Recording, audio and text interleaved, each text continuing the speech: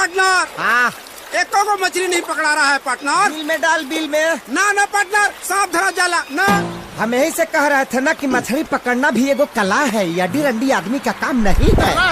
कला में अच्छी है। हाँ।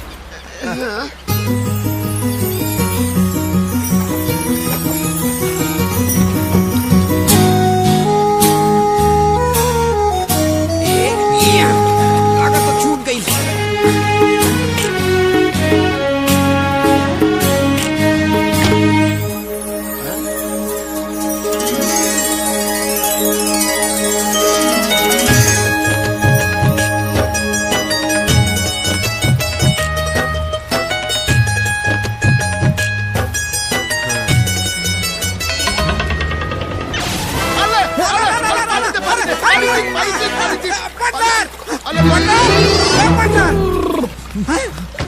पार्टनर, वो लड़की में ऐसा का चीज देख लेला कि गड़मुड़िया छितरा गई। पार्टनर, पहली बार पहली नजर में केहू दिल के दुकान लूट के लेके चले। पता कर सैयरवा, इहू सुन के रानी मोहब्बत के मलिका कौना के घरे आई बिया। चिंता नॉट पार्टनर, गाड़ी के पहिए से पता चल जाई कि मुसाफिर का ठिकाना कहाँ। ये देख पार्टनर, ये गाड़ी के चक्का का निशान है। हाँ, गाड़ी यही रास्ता से गया है।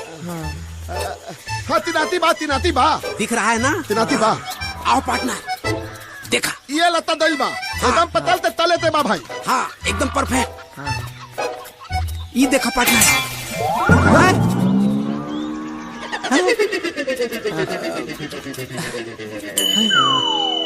लादा ता एन्ने दईल बा ना सीधे लगता। हाँ। पार्टनर, हाँ। ऐसा लग रहा है पार्टनर, हाँ। कि जैसे तुम्हारे प्यार के अरमानों पे हाँ। कोई बहुत बड़ा चोट हक दिया है। आदा नहीं है, हद ते लीप दिया है। सब घबरा गया है। हाँ।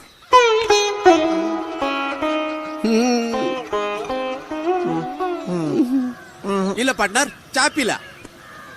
अरे चाय पिया यार। मैंने तरह लोग के चाय भागल जाता है। पता न हमारा दिल के चांद आसमान के कौना बदरी में लुकाइल बिया। टेंशन मत ला पार्टनर, मिल जाई। मैंने यहाँ चाय पियला से मिली रे। अरे मिल जाए पार्टनर, डोंट वेरी, चलो चाय